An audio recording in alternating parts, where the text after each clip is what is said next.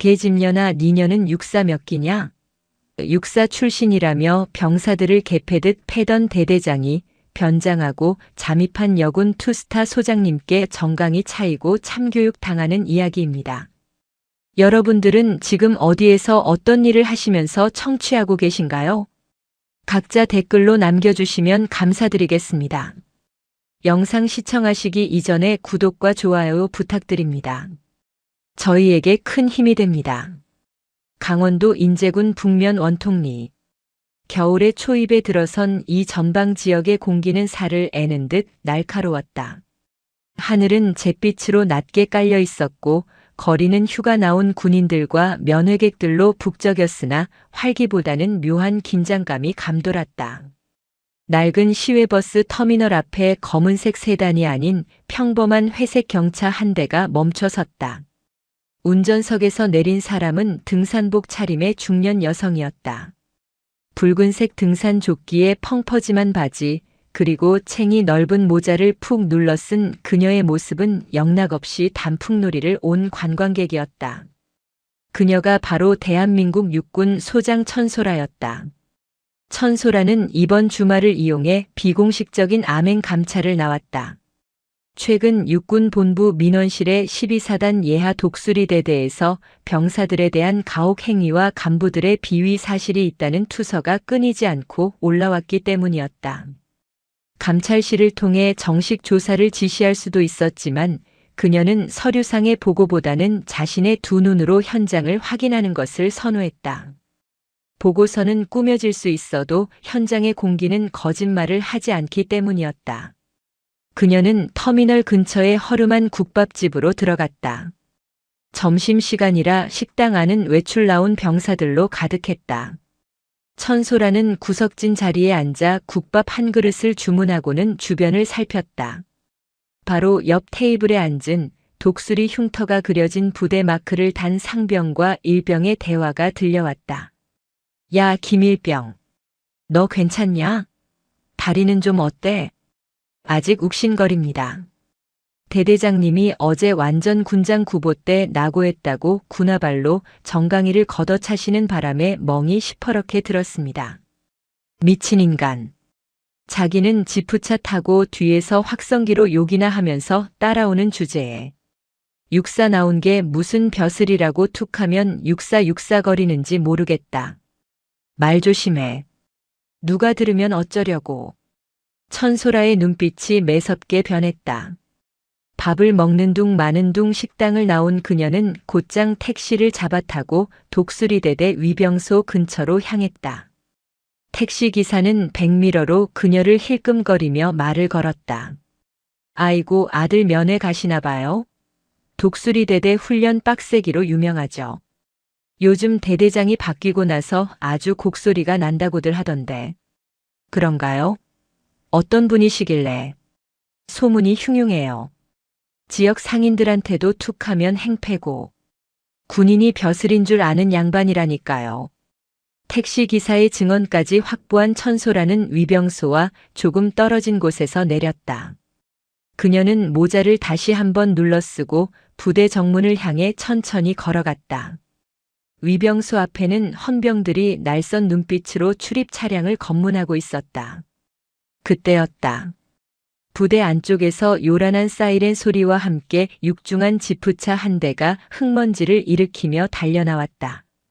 위병들이 황급히 차단기를 올리고 거수 경례를 붙였다. 충성. 대대장님 나오십니다. 지프차는 속도를 줄이지 않고 위병소를 빠져나오다 천소라가 서 있는 길가 쪽으로 급하게 핸들을 꺾었다. 흙탕물이 튀어 천소라의 등산 바지를 더럽혔다. 차가 멈춰 서더니 조수석 창문이 거칠게 내려갔다. 운전병이 아닌 조수석에 앉은 남자가 고개를 내밀었다. 날카로운 눈매에 거만함이 뚝뚝 묻어나는 인상. 바로 독수리 대대장 마동탁 중령이었다. 어이 아줌마, 눈을 어디다 달고 다니는 거야? 군용 차량 지나가는 거 안 보여? 마동탁의 첫마디는 사과가 아닌 호통이었다. 천소라는 흙탕물이 묻은 바지를 털어내며 차분하게 그를 올려다보았다. 차가 갑자기 튀어나온 것 같은데요. 그리고 민간인이 다니는 길가인데 속도를 줄이셔야죠. 그녀의 차분한 대꾸에 마동탁의 미간이 찌푸려졌다. 그는 감히 민간인 아줌마가 그것도 대대장인 자신에게 말대꾸를 한다는 사실을 믿을 수 없다는 표정이었다. 뭐? 이 여자가 지금 누구한테 훈계질이야? 여기 위수지역이야. 민간인이 얼쩡거릴 곳이 아니라고. 당장 꺼져.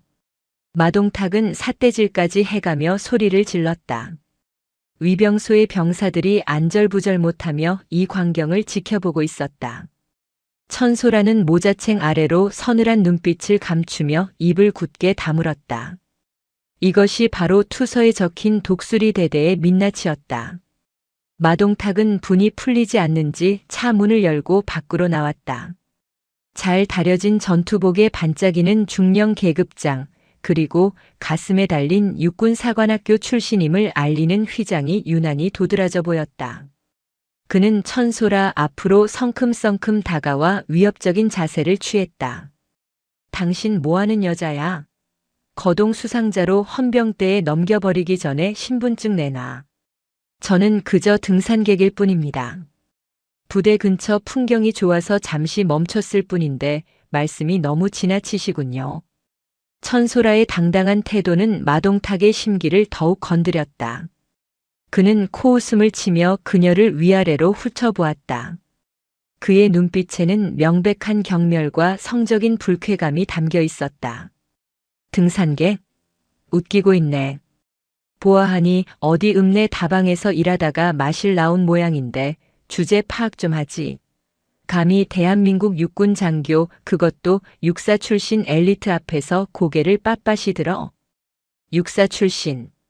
그 단어가 마동탁의 입에서 나오자마자 천소라의 입가에 비릿한 미소가 스쳤다. 그녀는 짐짓 모르는 척 되물었다. 육사 출신이 그렇게 대단한가요? 군인은 다 같은 군인 아닌가요? 그 말은 불난 집에 기름을 부은 격이었다. 마동탁의 얼굴이 불그락푸르락해졌다. 그는 훈계하듯 검지를 흔들며 소리쳤다. 이 무식한 여자가. 우리는 국가의 간성이자 선택받은 지휘관들이야. 너 같은 아줌마들이 집에서 편하게 드라마나 볼 수 있는 게 다 누구 덕분인 줄 알아? 바로 나 같은 엘리트들이 최전방에서 고생하고 있기 때문이라고. 알았으면 가서 감자나 깎아. 그의 폭언은 멈출 줄 몰랐다. 그는 자신의 지위와 출신을 방패 삼아 눈앞의 여성을 짓밟는 것에서 희열을 느끼는 듯 했다. 주변을 지나던 행인들과 위병소 병사들이 모두 얼어붙어 숨조차 크게 쉬지 못했다. 천소라는 더 이상 참지 않고 그에게 다가갔다. 그리고 낮지만 힘있는 목소리로 물었다. 그렇게 육사 출신임을 강조하시니 여쭙겠습니다. 중령님은 육사 몇 기십니까? 예상치 못한 질문에 마동탁이 흠칫했다. 보통의 민간인이라면 겁을 먹고 도망갔어야 할 상황이었다. 하지만 그는 곧 거만하게 턱을 치켜들었다. 이 아줌마 보게. 기수 따져서 뭐하게. 족보라도 읊어보려고. 그래, 알려주마. 나는 육군사관학교 60기 마동탁 중령이다. 이제 속이 시원하냐? 내년이 평생 올려다보지도 못할 기수다. 천소라는 고개를 끄덕였다. 60기라. 까마득하군요. 뭐? 까마득해? 이 여자가 진짜 미쳤나? 마동탁이 손을 들어 올리려는 순간 천소라가 그의 손목을 낚아채지는 않았으나 그녀가 뿜어내는 기세에 눌려 마동탁의 손이 허공에서 멈췄다.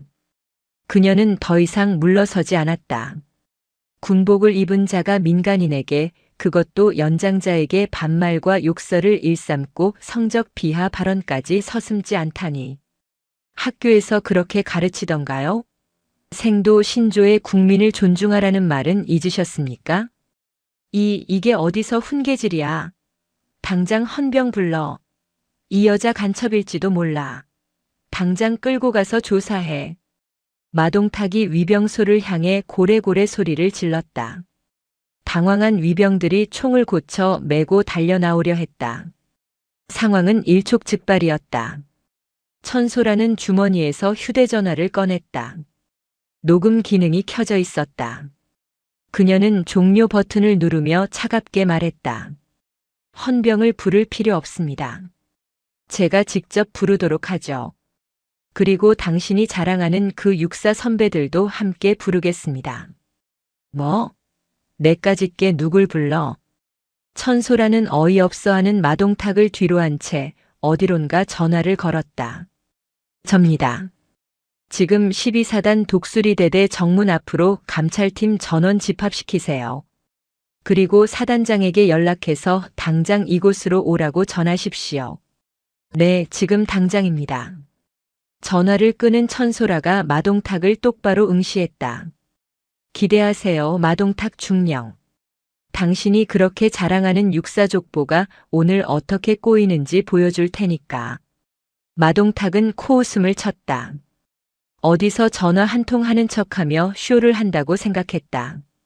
사단장님을 오라가라 해? 허풍도 정도껏 떨어야지.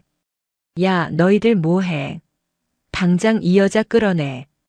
병사들이 머뭇거리며 다가오던 그때 도로 저편에서 검은색 세단 3대와 헌병 차량이 비상등을 켜고 무서운 속도로 달려왔다. 선두 차량의 번호판에는 붉은색 바탕에 별 2개가 선명하게 박혀 있었다. 마동탁의 눈이 휘둥그레졌다. 사단장 관용차였다.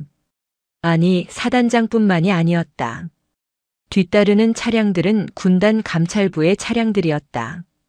차량 행렬이 급정거하고 헌병들이 먼저 내려 도열했다. 그리고 선두 차량의 뒷좌석 문이 열리며 12사단장이 굳은 표정으로 내렸다. 그는 사색이 되어 있었다. 사단장님. 마동탁이 황급히 달려가 경례를 올렸다. 충성. 대대장 마동탁 중령입니다. 사단장님께서 여긴 어인일이십니까? 저 미친 민간인이 행패를 부려서. 입 다물게. 사단장이 마동탁의 말을 자르며 버럭 소리를 질렀다. 마동탁은 영문을 몰라 눈만 깜빡였다. 사단장은 마동탁을 지나쳐 천소라 앞으로 달려갔다. 그리고 깍듯하게 거수 경례를 올렸다. 충성. 제12보병 사단장 소장 박진철, 인사사령부 처장님의 호출을 받고 왔습니다. 정적. 위병소 앞에는 숨막히는 침묵만이 감돌았다. 마동탁은 자신의 귀를 의심했다. 사단장이 고개를 숙인 저 등산복 차림의 아줌마가 누구라고? 천소라는 천천히 모자를 벗었다. 땀에 젖은 머리카락을 쓸어 넘기며 그녀는 날카로운 눈빛으로 사단장의 경례를 받았다. 박 소장, 자네 부하 교육을 아주 훌륭하게 시켰더군. 민간인 시찰을 나왔더니 아주 살벌한 환영 인사를 받았어. 송구합니다. 면목 없습니다. 사단장은 식은땀을 흘리며 부동자세를 유지했다. 천소라는 시선을 돌려 멍하니 입을 벌리고 서 있는 마동탁을 바라보았다. 아까 물었었지? 내가 누군지 육사 몇 기인지. 천소라는 주머니에서 자신의 군 신분증을 꺼내 마동탁의 눈앞에 들이밀었다. 육군 소장 천소라. 군번 XXXXX. 나는 육사 47기 천소라다. 자네보다 13년 선배지. 이제 내 기수가 확인되었나, 마동탁 중령? 마동탁의 다리가 후들거렸다. 47기라면 전설적인 기수였다. 게다가 여성 장군. 육군 본부의 실세 중에 실세인 인사사령부 처장. 그는 자신이 방금 무슨 짓을 저질렀는지 깨닫고 눈앞이 캄캄해졌다. 하늘 같던 사단장보다 더 높은 까마득한 직속 선배에게 니년이라고 욕을 하고 성희롱까지 했다. 서 선배님. 아니 장군님. 마동탁의 목소리가 염소처럼 떨렸다. 그는 반사적으로 무릎을 꿇으려 했다. 하지만 천소라의 불호령이 떨어졌다. 서 있어. 군인이 어디서 함부로 무릎을 꿇나. 그 호통 소리에 마동탁은 감전된 듯 다시 차렷 자세를 취했다. 오줌을 지릴 것만 같았다. 자네가 아까 그랬지. 육사 출신은 국가의 간성이고 엘리트라고. 그런데 자네의 행동은 시정잡배만도 못했어. 계급장이 권력인 줄 알고 출신 학교가 면죄부인 줄 아는 자네 같은 썩은 군인이 우리 육군의 명예를 더럽히고 있는 거야. 천소라는 뒤따라온 감찰관들에게 손짓했다. 이 시간부로 마동탁 중령을 대대장 보직에서 해임한다. 즉시 헌병대로 압송하여 민간인 모욕, 품위 유지 위반, 그리고 그동안 접수된 병사 가혹 행위와 부대 운영 비리 혐의에 대해 철저히 조사해. 헌병들이 다가와 마동탁의 양팔을 결박했다. 마동탁은 애원하듯 소리쳤다. 장군님, 한 번만 용서해 주십시오. 제가 눈이 멀었습니다. 선배님 제발. 선배라고 부르지 마라. 내 후배 중에 너 같은 놈은 없다. 천소라의 차가운 일갈과 함께 마동탁은 질질 끌려갔다. 흙먼지 날리는 바닥에 그의 육사 졸업 반지가 처량하게 굴러떨어졌다. 위병소의 병사들은 이 믿기지 않는 광경을 보며 두려움이 아닌 경외심 가득한 눈빛으로 붉은 등산 조끼를 입은 작은 거인을 바라보았다. 천소라는 사단장에게 돌아섰다.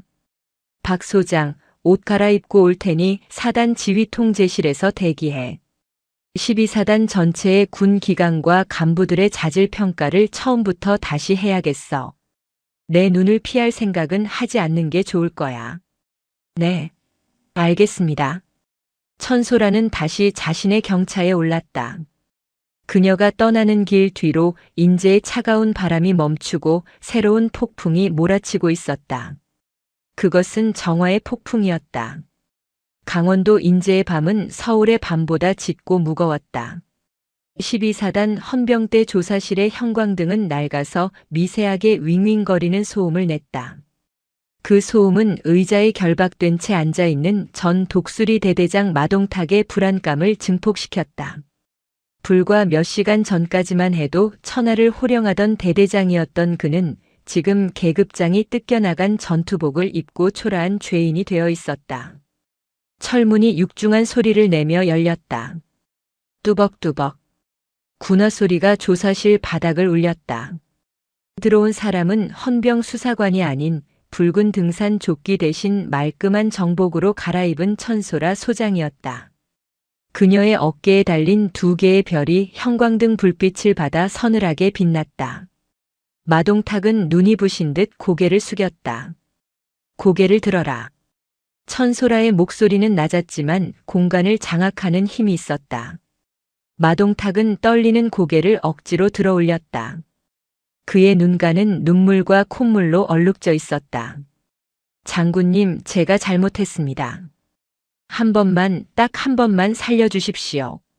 제가 귀신에 홀렸던 것 같습니다. 육사 후배의 앞길을 막지 말아 주십시오. 마동탁의 비굴한 변명에 천소라는 차갑게 비웃었다. 그녀는 가져온 두꺼운 서류 뭉치를 철제 책상 위에 쿵 하고 내려놓았다. 그 소리에 마동탁의 어깨가 움찔했다. 귀신에 홀려? 이 장부도 귀신이 쓴 건가? 천소라가 펼친 서류에는 마동탁이 지난 2년간 저지른 비리가 낱낱이 적혀 있었다. 부식비 횡령, 유류 불법 반출, 사병들에게 강매한 체육복 비용 착복, 그리고 지역 건설업자와 결탁하여 부대 공사를 몰아주고 받은 뒷돈 내역까지. 그것은 단순한 실수가 아니라 치밀하게 계획된 범죄였다. 너는 군인이 아니다. 너는 군복을 입은 장사치고 부하들의 피를 빨아먹는 기생충이다. 내가 챙긴 그 뒷돈으로 병사들은 곰팡이 핀 빵을 먹었고 내가 빼돌린 기름 때문에 한겨울 내무반 보일러가 멈췄다. 그런데도 내가 육사 출신이라는 게 면죄부가 될 줄 알았나? 그것은 관행이었습니다. 저만 그런 게 아닙니다. 다른 부대 지휘관들도 다 아름아름 챙기는 건데 왜 저만 가지고 그러십니까? 마동탁이 악을 쓰며 소리쳤다. 결국 본심이 나왔다. 나만 죽을 수 없다는 물귀신 작전이었다. 천소라의 눈빛이 번뜩였다. 그녀가 원하던 대답이 바로 이것이었다. 그래. 너만 그런 게 아니다라. 아주 좋은 정보를 주는군. 천소라는 의자를 끌어당겨 마동탁의 코앞에 앉았다. 그녀의 압도적인 기세에 마동탁은 숨을 헐떡였다. 지금부터 내가 알고 있는 그 관행에 연루된 놈들의 이름을 하나도 빠짐없이 불어라. 만약 거짓을 말하거나 하나라도 숨긴다면 나는 군형법이 허용하는 최고 형량을 구형하도록 법무참모에게 지시할 것이다. 이 자리에서 군 생활뿐만 아니라 내 인생 자체를 끝장내주마. 마동탁의 동공이 지진이 난 듯 흔들렸다. 그는 알고 있었다. 자신의 뒤를 봐주던 그들을 배신하면 어떤 보복이 따를지. 하지만 눈앞에 있는 이 철의 여인은 당장이라도 자신을 지옥으로 떨어뜨릴 기세였다. 공포가 의리를 이겼다. 명단이 있습니다. 어디에 있지? 관사. 제 관사 안방 장롱 밑바닥에 비밀 금고가 있습니다. 거기에 모든 게 다 있습니다. 천소라는 자리에서 일어났다. 그녀는 밖에서 대기하던 헌병대장에게 지시했다. 들었나? 지금 당장 독수리 대대장 관사로 가서 압수수색해. 바닥을 뜯어서라도 찾아내. 조사실을 나서는 천소라의 뒤로 마동탁의 절규 섞인 울음소리가 들려왔다. 같은 시각 12사단 사령부는 발칵 뒤집혔다. 사단장 박진철 소장은 지휘통제실에서 안절부절 못하고 있었다. 인사사령부 처장이 예고도 없이 들이닥쳐 예하 대대장을 구속하고 관사를 털고 있다는 소식은 삽시간에 퍼져나갔다.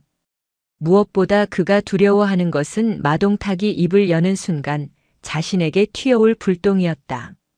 사단장실에 전화벨이 울렸다. 박진철은 떨리는 손으로 수화기를 들었다. 발신 번호가 없었다. 여보세요? 박 소장, 자네 지금 부대 관리를 어떻게 하는 건가? 수화기 너머로 들려오는 목소리는 굵고 탁했다. 강원도 전방 군단을 실질적으로 장악하고 있는 인물, 인근 21사단장 나도훈 소장이었다. 그는 육사 46기로 박진철보다 선배였고 천소라보다도 일기수 위였다. 그는 군내 사조직인 청수회의 핵심 멤버이기도 했다. 나 장군님, 면목 없습니다. 갑자기 천소라 처장이 들이닥치는 바람에 천소라 그 계집애가 설치는 꼴을 그냥 보고만 있나? 마동탁이 잡혀가면 그 다음은 자네 차례야. 그리고 그 불길이 나한테까지 번지면 자네는 옷 벗는 걸로 끝나지 않을 걸세. 어떻게 해야 합니까? 시간을 끌어. 내가 손을 쓸 테니까. 그리고 마동탁이 입을 열기 전에 입막음을 하든 미친 사람 취급을 하든 수를 써. 알았나? 전화가 뚝 끊겼다. 박진철은 식은땀을 닦을 새도 없이 다시 울리는 전화벨 소리에 경기를 일으켰다. 이번에는 천소라였다. 박 소장, 지금 당장 대회의실로 집합해. 사단 참모 전원 소집이다. 10분 준다. 인재의 밤은 길었다. 썩은 살을 도려내려는 자와 그것을 감추려는 자들의 보이지 않는 전쟁이 시작되고 있었다. 천소라가 확보한 마동탁의 비밀 장부 그 판도라의 상자가 열리기 직전이었다. 다음 날 아침 12사단 연병장은 폭풍 전야의 고요함에 잠겨 있었다. 하지만 사령부 건물 내부는 전쟁터였다. 천소라는 밤을 꼬박 새웠음에도 흐트러짐 없는 모습으로 대회의실 상석에 앉아 있었다. 그녀의 앞에는 밤사이 헌병대가 마동탁의 관사에서 찾아낸 검은 수첩이 놓여 있었다. 회의실에 모인 참모들은 숨소리조차 크게 내지 못했다.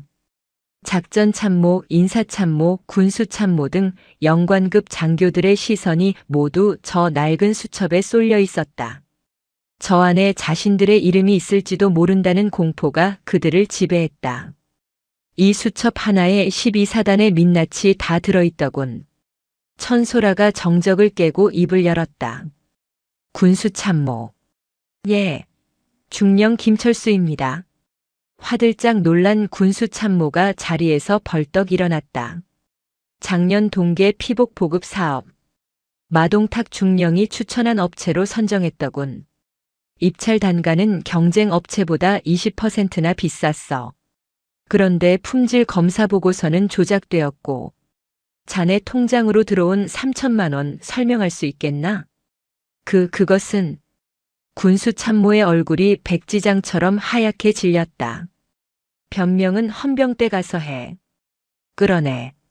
천소라의 손짓 하나에 헌병들이 들이닥쳐 군수 참모를 연행해 갔다.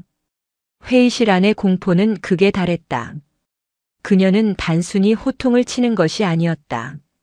이미 모든 조사를 마치고 증거를 확보한 뒤에 처형식을 거행하고 있는 것이었다. 그때 회의실 문이 벌컥 열리며 누군가 들어왔다. 잠깐, 이게 무슨 행패입니까? 들어온 사람은 21사단장 나도훈 소장이었다. 그는 건장한 체격에 날카로운 눈매를 가진 사내였다. 뒤에는 무장한 수행원들을 거느리고 있었다. 그는 천소라와 같은 소장 계급이었지만 육사 일기수 선배라는 점과 야전군 내의 막강한 인맥을 무기로 거들먹거렸다. 천소라는 자리에서 일어나지 않고 고개만 돌려 그를 바라봤다. 행패라니요.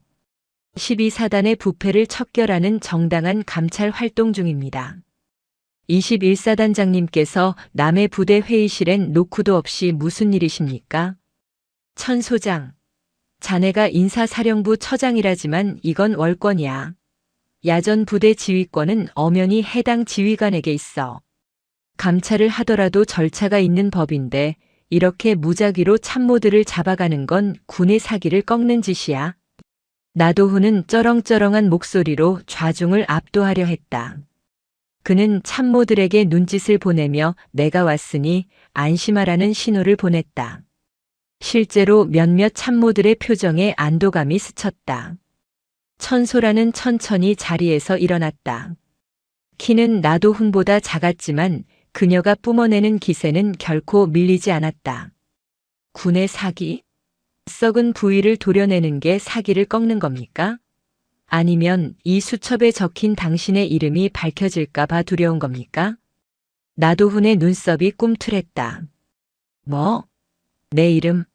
지금 나를 협박하는 건가? 협박이 아니라 사실 확인입니다. 천소라는 수첩을 집어들어 펼쳤다. 마동탁의 진술과 장부에 따르면 그가 횡령한 자금의 40%가 상납금 명목으로 청수회 모임 운영비로 흘러들어갔더군요. 그리고 그 청수회의 회장이 바로 당신 나도훈 소장이고 회의실이 술렁거렸다. 청수회. 육사 출신 중에서도 특정 지역과 인맥으로 얽힌 비밀 사조직. 군내에서 공공연한 비밀이었던 그 이름이 천소라의 입에서 터져나온 것이다. 나도훈의 얼굴이 붉게 달아올랐다. 그는 성큼성큼 다가와 천소라의 손에 들린 수첩을 뺏으려 했다. 하지만 천소라는 재빨리 수첩을 뒤로 숨기며 그녀의 호위 장교가 나도훈의 앞을 가로막았다. 비키지 못해. 나도훈이 고함을 쳤다. 나도훈 장군. 지금 이 자리에서 물러나지 않으면 공무집행 방해로 국방부 조사본부에 정식으로 제소하겠습니다. 당신이 선배든 뭐든 상관없습니다. 군복을 입은 도둑놈은 내 눈에 다 똑같은 범죄자니까. 천소라의 서슬퍼런 경고에 나도훈은 이를 갈았다. 여기서 더 소란을 피우면 정말로 일이 커질 수 있었다. 그는 주먹을 꽉 쥐었다가 폈다. 좋아. 천소라. 오늘 실수는 잊지 않겠다. 하지만 명심해. 야전은 내가 펜대나 굴리던 인사사령부 책상머리와는 달라. 곧 있을 한미연합훈련 자유의 방패 연습 때 두고 보자고. 내가 지휘관으로서 자격이 있는지 내 눈으로 똑똑히 지켜볼 테니까. 나도훈은 씩씩거리며 몸을 돌려나갔다. 문이 닫히는 소리가 천둥처럼 울렸다. 천소라는 그가 나간 문을 응시하며 깊은 숨을 내쉬었다. 이것은 선전포고였다.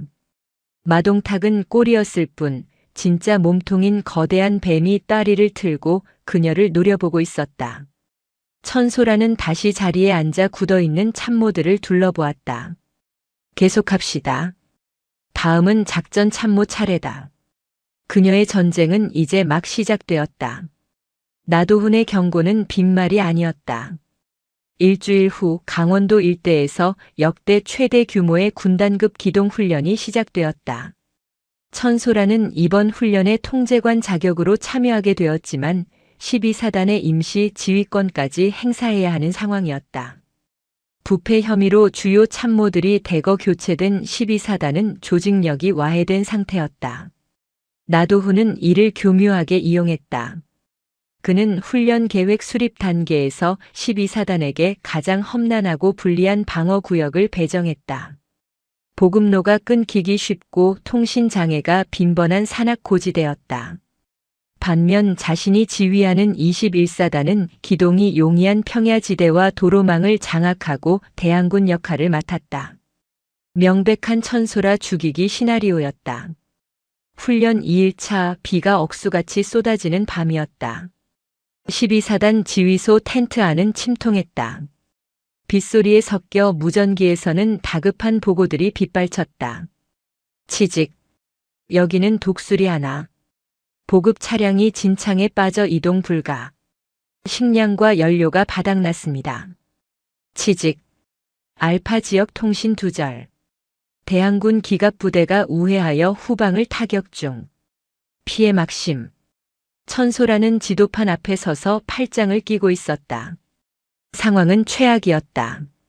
나도훈은 훈련 규정을 교묘하게 어겨가며 12사단의 통신망을 재밍전파 방해했고 심지어 심판관들을 매수하여 12사단의 피해 판정을 과도하게 내리고 있었다. 새로 부임한 참모들은 경험이 부족해 우왕좌왕했다. 장군님, 이대로면 전멸 판정까지 이 시간도 안 남았습니다. 지금이라도 훈련 중지 요청을 하거나 지원을 요청해야 합니다. 신임 작전 참모가 절망적인 목소리로 건의했다. 천소라는 지도에서 눈을 떼지 않았다. 그녀의 머릿속에서는 수만 가지의 수가 교차하고 있었다. 나도훈이 쳐놓은 덫. 그는 천소라가 여자라서 행정직이라서 야전 지휘 능력이 없다는 것을 증명하고 싶어 했다. 여기서 무너지면 그녀가 척결하려던 부패 세력에게 역공의 빌미를 주게 된다. 지원을 요청하면 우리는 지는 거다. 놈들이 원하는 게 바로 내가 살려달라고 비명을 지르는 꼴을 보는 거야. 천소라가 단호하게 말했다. 그녀는 지휘봉으로 지도의 한 지점을 가리켰다. 그곳은 험준하기로 소문난 마의 계곡, 도저히 부대가 기동할 수 없다고 여겨지는 절벽지대였다. 적이 우리의 보급로를 끊고 정면과 후방을 포위했다. 하지만 그들은 승리의 도취에 한 가지를 간과하고 있어. 바로 이 계곡이다. 하지만 장군님, 그곳은 전차는커녕 도보로도 이동이 불가능한 험지입니다. 그쪽으로 병력을 뺐다가는 고립될 뿐입니다. 아니, 나도훈은 우리가 상식적으로 움직일 거라고 생각하고 있어. 교범에 나오는 대로 넓은 길로 안전한 곳으로. 놈은 오만해. 오만한 자는 자신이 보지 않는 곳은 존재하지 않는다고 믿지. 천소라의 눈빛이 형형하게 빛났다. 전 병력에게 하달한다. 모든 중장비와 차량은 현 위치에 버린다. 오직 개인 화기와 필수 탄약, 전투 식량만 챙겨서 도보로 이동한다. 목적지는 마의 계곡을 넘어 21사단 지휘소가 있는 705고지 후방이다. 참모들이 경악했다. 폭우가 쏟아지는 밤에 산악 장비를 버리고 절벽을 타겠다는 것은 자살 행위나 다름없었다. 이건 도박입니다. 도박이 아니야. 전술이다. 내가 선두에 선다. 나를 따르지 못하는 자는 지금 여기서 낙오해도 좋다. 하지만 승리하고 싶은 자, 저 썩어빠진 카르텔에게 한 방 먹이고 싶은 자는 나를 따라와라. 천소라는 망설임 없이 텐트 밖으로 나갔다. 쏟아지는 빗줄기가 그녀의 얼굴을 때렸다. 그녀는 군장끈을 조여 매고 진흙탕 속에 발을 내디뎠다. 그녀의 결연한 모습에 참모들과 병사들의 눈빛이 변하기 시작했다. 편안한 관용차를 타고 뒤에서 호통만 치던 마동탁과는 달랐다. 두 개의 별을 단 장군이 50대의 여성이 가장 먼저 진흙 구덩이로 뛰어들었다. 따르겠습니다. 가자. 21사단 놈들 코를 납작하게 해주자. 12사단의 잔존 병력은 유령처럼 어둠 속으로 스며들었다. 나도훈이 샴페인을 터뜨리며 승리를 확신하고 있던 그 시각, 천소라가 이끄는 진흙 속의 호랑이들은 빗소리에 발자국 소리를 감추며 적의 심장부를 향해 가파른 절벽을 기어오르기 시작했다. 손톱이 깨지고 무릎이 까졌지만 천소라는 멈추지 않았다. 그녀의 등 뒤로 수천 명의 병사가 거친 숨을 몰아쉬며 따르고 있었다. 덫은 깨졌다. 이제 사냥꾼이 사냥감이 될 차례였다. 하늘이 뚫린 듯 쏟아지는 폭우는 강원도의 산맥을 검은 바다처럼 보이게 만들었다. 12사단 병력은 그 검은 바닷속을 헤엄치듯 안이 기어오르고 있었다. 해발 800m, 경사 60도의 험준한 절벽인 마의 계곡은 인간의 접근을 거부하는 자연의 요새였다. 천소라는 맨 앞줄에 있었다. 그녀의 손톱 밑에는 진흙이 까맣게 박혀 있었고 장갑은 바위에 긁혀 너덜너덜해졌다. 숨을 쉴 때마다 폐가 찢어질 듯한 통증이 밀려왔지만 그녀는 멈추지 않았다. 그녀의 바로 뒤를 따르던 젊은 소위가 미끄러운 바위를 헛디뎌 휘청거렸다. 비명조차 지르지 못하고 추락하려던 찰나 천소라가 짐승 같은 반사신경으로 소위의 군장끈을 낚아챘다. 억세게 쏟아지는 빗줄기 속에서 두 사람의 시선이 교차했다. 소위의 눈에는 공포가 서려 있었고 천소라의 눈에는 흔들리지 않는 강철 같은 의지가 타오르고 있었다. 정신 차려. 내가 떨어지면 뒤따르는 전우들도 다 죽는다. 발끝에 힘줘. 천소라의 목소리는 빗소리를 뚫고 소위의 귓가에 박혔다. 소위는 이를 악물고 다시 자세를 바로잡았다. 그 모습을 지켜보던 병사들의 눈빛이 달라졌다. 똥별이라고 불리는 장군들이 을에 그렇듯 뒤에서 무전기나 잡고 있을 줄 알았던 사령관이 자신들을 위해 목숨을 걸고 있었다. 그 사실 하나가 지친 병사들의 다리에 초인적인 힘을 불어넣었다. 자정이 조금 넘은 시각 마침내 선두 병력이 705고지 정상 능선에 도달했다. 능선 아래로는 대항군 역할을 맡은 21사단 지휘소의 불빛이 환하게 보였다. 그들은 따뜻한 난로와 커피를 즐기며 승리의 단꿈에 젖어 있었다. 경계병들은 폭우를 핑계로 초소 안에서 졸고 있었고 그 누구도 험준한 절벽을 타고 적이 침투하리라고는 상상조차 하지 못하고 있었다. 천소라는 나직하게 속삭였다. 지금부터 침묵이다. 군화 소리, 장비 부딪히는 소리, 숨소리까지 죽여. 우리는 유령이 된다. 12사단 병력은 늑대 무리처럼 조용히 그리고 신속하게 21사단 지휘소를 포위해 들어갔다. 한편 21사단 지휘 벙커 안. 나도훈 소장은 소파에 비스듬히 누워 시가를 태우고 있었다. 작전 참모가 웃으며 보고했다. 사단장님, 12사단은 현재 통신 두절 상태이며 아군 기갑부대에게 포위당해 괴멸 직전입니다. 날이 밝으면 항복 선언만 받으시면 됩니다. 그래야지. 천소라 그 계집애가 전쟁놀이가 얼마나 무서운지 깨달았을 거야. 행정병 출신 주제에 감히 내 앞길을 막아? 내일 아침에 흙탕물 뒤집어 쓴 꼴을 보며 비웃어줄 생각을 하니 벌써 즐겁군. 나도훈이 낄낄거리며 와인잔을 들어 올리는 순간이었다. 파스. 지휘 벙커의 모든 전등이 동시에 꺼졌다. 칠흑 같은 어둠이 찾아왔다. 뭐야? 발전기 고장인가? 당장 확인해. 나도훈이 소리를 질렀다. 그때 어둠 속에서 차가운 금속성이 들려왔다. 철컥. 누군가 라이터를 켰다. 흔들리는 불꽃이 비춘 것은 진흙으로 범벅이 된 채 악귀처럼 서 있는 천소라의 얼굴이었다. 그녀의 손에는 권총이 들려 있었고 총구는 정확히 나도훈의 미간을 겨누고 있었다. 벙커 입구에는 이미 12사단 병사들이 21사단 참모들을 제압한 상태였다.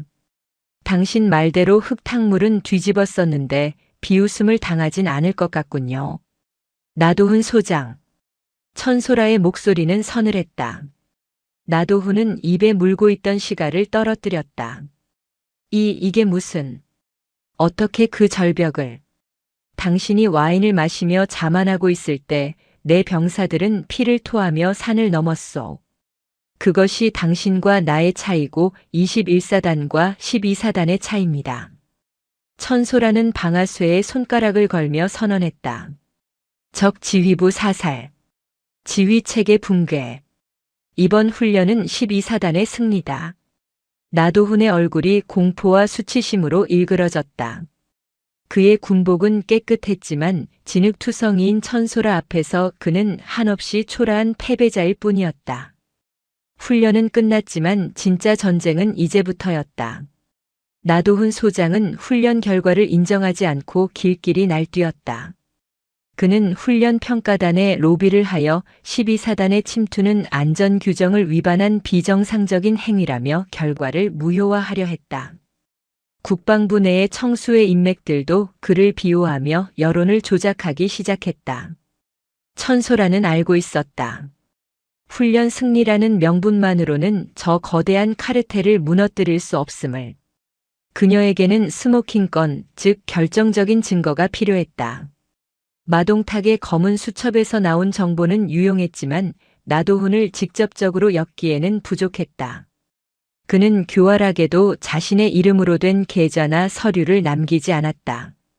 모든 것은 차명이나 현금으로 거래되었다. 천소라는 인사사령부 시절의 인맥을 동원해 은밀한 조사를 시작했다. 그녀의 눈에 들어온 것은 나도훈의 운전병이었던 전역자 김하사였다. 서울 변두리의 작은 카센터. 기름때 묻은 작업복을 입은 청년이 차 밑에서 나오다 천소라를 보고 얼어붙었다. 비록 사복 차림이었지만 그녀의 눈빛은 그가 군 생활 동안 봐왔던 장군들의 권위적인 눈빛과는 달랐다. 김민수 예비역 하사? 누구십니까? 육군 소장 천소라다. 자네에게 물어볼 것이 있어 왔네. 김민수는 경계하는 기색이 역력했다. 천소라는 그에게 따뜻한 캔커피 하나를 건네며 낮은 목소리로 말했다. 나도훈 소장의 운전병이었지. 자네가 전역하기 직전 억울하게 영창을 다녀온 기록을 봤네. 차량 정비 불량이라는 명목이었지만 사실은 그게 아니었지. 김민수의 손이 떨렸다. 그날 사단장님이 차 안에서 누군가와 통화하는 내용을 들었습니다. 절대 들으면 안 되는 내용이었죠. 그 사실을 눈치챈 사단장님이 저를 누명 씌워 영창에 보내고 강제 전역시켰습니다. 그 통화 내용 기억하나? 김민수는 잠시 망설이다가 주머니 깊숙한 곳에서 낡은 USB 하나를 꺼냈다. 혹시 몰라서 블랙박스 메모리 칩을 빼돌려놨습니다. 언젠가 그 인간이 저를 해코지하면 이걸로 협박이라도 하려고요. 하지만 군대라는 곳이 무서워서 참아 쓰지는 못했습니다.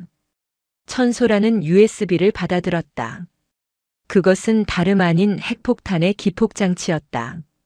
그날 밤 천소라는 보안이 유지되는 안가에서 USB의 내용을 확인했다. 영상은 없었지만 음성은 선명했다. 나도훈 예 의원님. 이번에 들어갈 군용지 해제 건 제가 확실하게 처리하겠습니다. 건설사는 제 천안 명의로 된 페이퍼 컴퍼니 쪽으로 연결해 주시고 예, 사례비는 청수가든 지하 금고에 현찰로 준비해 두겠습니다. 이번 선거 자금 넉넉하게 챙겨드리죠. 나도훈의 목소리뿐만 아니라 통화 상대방인 유력 국방위원 국회의원의 목소리까지 담겨 있었다. 이것은 단순한 군납 비리가 아니었다. 군과 정계가 결탁하여 국가의 땅을 팔아먹고 선거 자금을 조성하는 거대 비리 게이트였다. 천소라의 주먹이 부들부들 떨렸다. 조국을 지키라고 쥐어준 권력으로 그들은 나라를 갉아먹고 있었다. 강대령. 그녀는 곁에 서 있던 믿음직한 신복 강민혁 대령을 불렀다. 예, 장군님. 병력 준비해. 헌병대만으로는 안 된다. 군 검찰단과 기무부대 내에 믿을 수 있는 인원들로 별동대를 꾸려. 목표는 청수가든이다. 상대는 현직 국회의원과 군단 실세들입니다. 자칫하면 역풍을 맞을 수 있습니다. 역풍을 두려워했다면 시작도 안 했어. 오늘 밤 별들이 떨어지는 꼴을 보게 될 거다. 천소라의 눈빛은 폭우 속에서 절벽을 오르던 그날 밤보다 더 뜨겁게 타오르고 있었다. 경기도 외곽 울창한 숲속에 숨겨진 고급 한정식집 청수가든. 간판은 평범한 식당이었지만 실상은 청수의 멤버들이 은밀한 회합을 갖고 향응을 제공받는 그들만의 아지트였다. 오늘 밤은 12사단 사태를 수습하고 천소라를 제거할 대책을 논의하기 위해 핵심 멤버들이 모두 모여 있었다. 가장 깊숙한 지하 밀실. 나도훈 소장을 비롯해 국방부 고위 관료 그리고 블랙박스 음성에 등장했던 국회의원까지 대한민국의 권력을 쥐고 흔드는 자들이 둘러앉아 있었다. 최고급 양주와 산의 진미가 테이블을 가득 채우고 있었지만 분위기는 무거웠다. 그 계집애 하나 처리를 못해서 이 사달을 만들어? 나 장군, 자네 실망이야. 국회의원이 혀를 차며 말했다. 나도훈은 고개를 조아렸다. 죄송합니다. 하지만 이번 훈련거는 제가 잘 무마했습니다. 며칠 내로 천소라를 직무유기 및 월권행위로 보직 해임시킬 명분을 만들겠습니다. 빨리 처리해. 냄새가 나면 곤란해. 그리고 그 비자금 장부 확실하게 여기 있는 거 맞지? 나도훈은 벽에 걸린 동양화 뒤편의 비밀 금고를 가리키며 웃었다. 걱정 마십시오. 여기는 아무도 모릅니다. 대한민국 검찰도 영장 없이는 못 들어오는 곳입니다. 그들이 건배를 하려던 순간이었다. 쿵우. 건물 전체가 흔들릴 정도의 굉음이 울렸다. 뭐야? 지진인가? 당황한 그들이 자리에서 일어나기도 전에 밀실의 육중한 방음문이 산산조각이 나며 뜯겨나갔다. 뿌연 먼지 사이로 완전 무장을 한 특수임무대원들이 들이닥쳤다. 손들어. 움직이면 쏜다. 레이저 조준점이 나도훈과 국회의원의 가슴을 겨눴다. 그리고 그들 사이로 정복을 갖춰 입은 천소라 소장이 위풍당당하게 걸어 들어왔다. 그녀의 가슴에 달린 약장들이 조명을 받아 찬란하게 빛났다. 여기가 대한민국 검찰도 못 들어오는 곳이라 들었는데 대한민국 육군은 들어올 수 있을 것 같아서 와봤습니다. 나도훈이 사색이 되어 소리쳤다. 저 천소라. 내가 미쳤구나. 감히 여기가 어디라고. 여기 계신 분이 누군지 알아? 천소라는 차가운 미소를 지으며 국회의원을 바라봤다. 잘 알죠. 국방위원회 소속 김 의원님. 군용지 해제 대가로 선거 자금 받으러 오셨습니까? 이 여자가. 증거 있어? 이거 명예훼손이야. 당장 내일 아침에 옷 벗을 준비해. 국회의원이 삿대질하며 고함을 질렀다. 천소라는 손짓했다. 특수임무대원들이 벽에 걸린 동양화를 뜯어내고 금고를 강제로 개방했다. 금고 안에는 5만 원권 돈다발과 서류 뭉치가 가득했다. 그리고 천소라는 주머니에서 USB를 꺼내 흔들어 보였다. 증거는 여기 차고 넘칩니다. 그리고 이 상황은 지금 제 바디캠을 통해 국방부 장관님과 대통령실 민정수석실로 생중계되고 있습니다. 그 말에 나도훈은 다리에 힘이 풀려 주저앉았다. 모든 것이 끝났다. 체포해.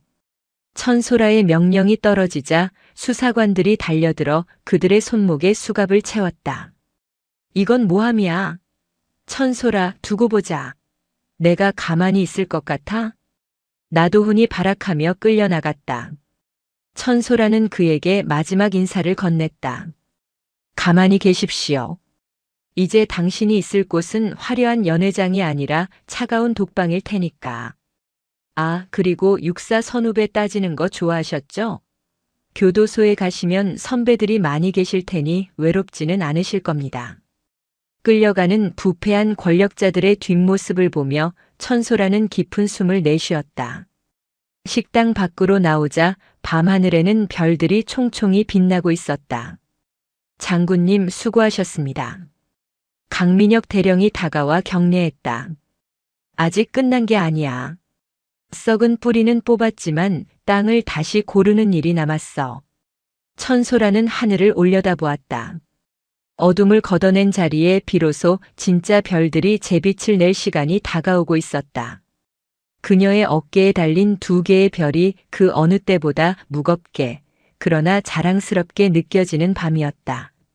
나도훈 소장과 김 의원의 체포는 끝이 아니라 더 거대한 전쟁의 서막이었다. 청수회의 뿌리는 생각보다 깊고 넓었다. 그들은 군법무관, 주요 언론사 간부, 심지어 인터넷 여론 조작단까지 동원하여 천소라를 향한 총반격을 시작했다. 서울 용산 국방부 청사 앞은 연일 시위대로 북적였다. 하지만 그들은 부패 척결을 지지하는 시민들이 아니었다. 안보를 위협하는 정치 군인 천소라 탄핵, 하극상의 아이콘, 마녀 사냥 중단하라 등의 피켓을 든 정체불명의 단체들이 확성기를 틀어댔다. 아침 신문 일면 헤드라인은 자극적이었다. 단독 천소라 소장, 표적 수사 의혹. 나도훈 소장은 희생양인가? 사설군의 기강을 흔드는 위험한 영웅놀이. 천소라는 집무실 창밖으로 시위대를 내려다보았다. 그녀의 책상 위에는 그녀의 과거, 가족관계, 심지어 사소한 개인사까지 왜곡하여 공격하는 찌라시들이 수북했다. 장군님, 상황이 좋지 않습니다. 강민혁 대령이 침통한 표정으로 보고했다. 나도훈 측 변호인단이 김민수 하사의 증언은 강압에 의한 허위 자백이라고 주장하고 있습니다. 그리고 의문의 자금 흐름을 장군님의 차명 계좌인 것처럼 조작한 문건이 언론에 유포되고 있습니다. 여론은 갈대와 같았다. 통쾌한 사이다라며 환호하던 사람들도 계속되는 네거티브 공세에 정말 천소라에게 다른 꿍꿍이가 있는 건 아닐까? 하며 의심하기 시작했다. 그날 오후 국방부 대회의실에서 긴급 기자회견이 열렸다. 천소라가 직접 해명하라는 압박 때문이었다. 수백 개의 플래시가 터지는 단상 위에 천소라가 섰다. 기자들의 질문은 날카롭다 못해 공격적이었다. 천 소장님, 이번 수사가 본인의 차기 참모총장 진급을 위한 보여주기식 쇼라는 의견이 있습니다. 어떻게 생각하십니까? 압수수색 영장 집행 과정에서 절차적 하자가 있었다는 지적이 있는데 인정하십니까?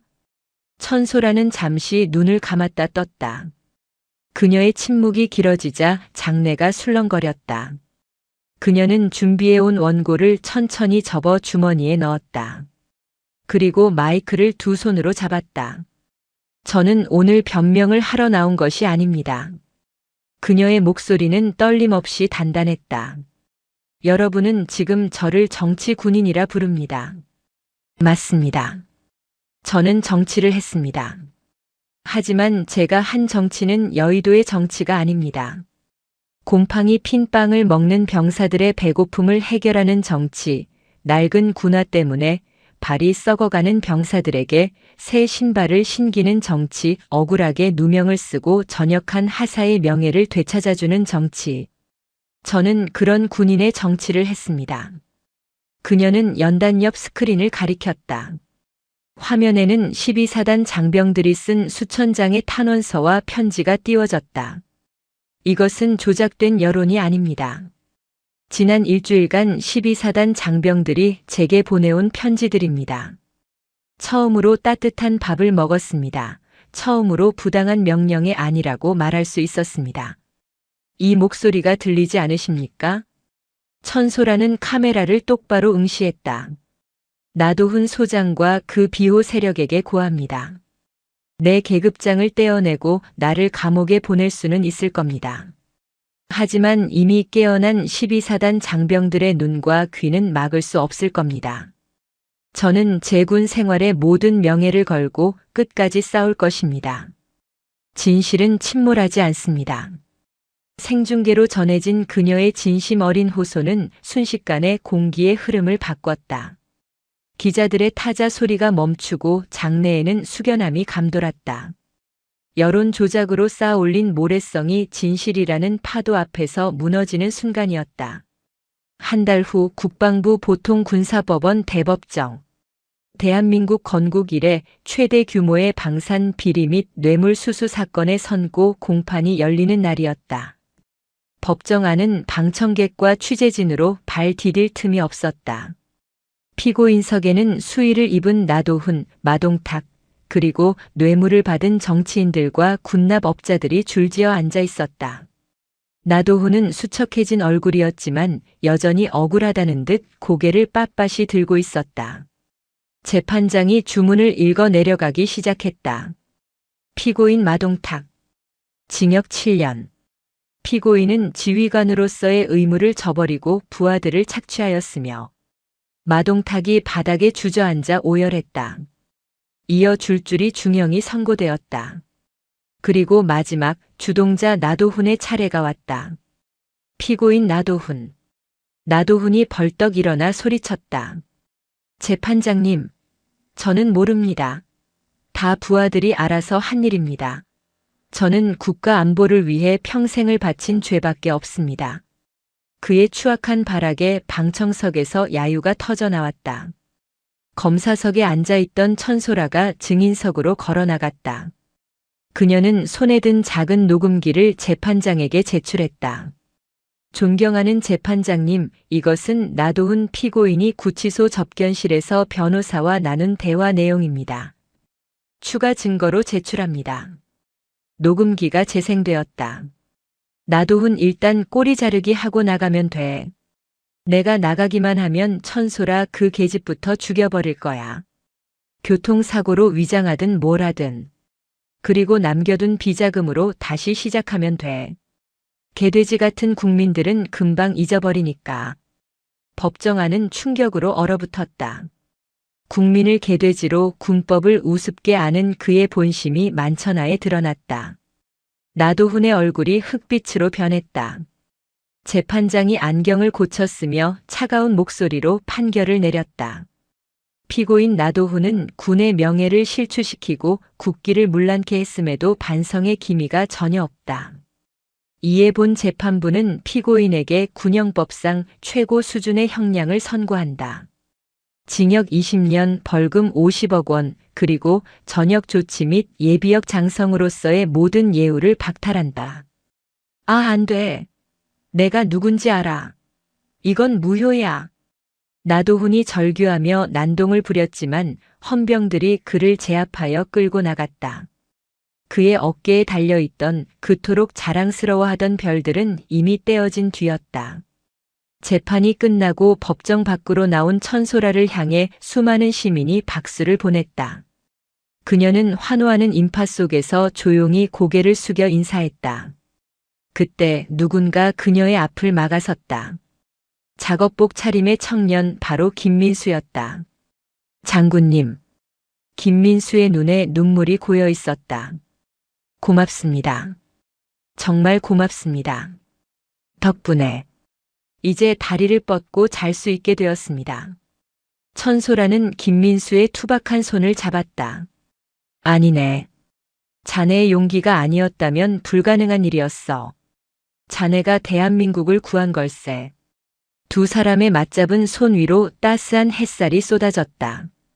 썩은 별은 지고 이름 없는 영웅이라는 진짜 별들이 빛나기 시작했다. 계절이 두 번 바뀌고 다시 봄이 왔다. 강원도 인제군 원통리.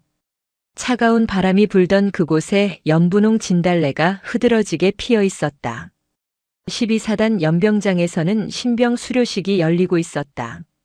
단상 중앙에는 사단장 대신 육군 참모차장으로 영전한 천소라 중장이 서 있었다. 그녀는 3개의 별을 달았지만 여전히 꼿꼿하고 단단한 모습이었다. 연병장을 가득 메운 훈련병들의 눈빛은 예전과 달랐다.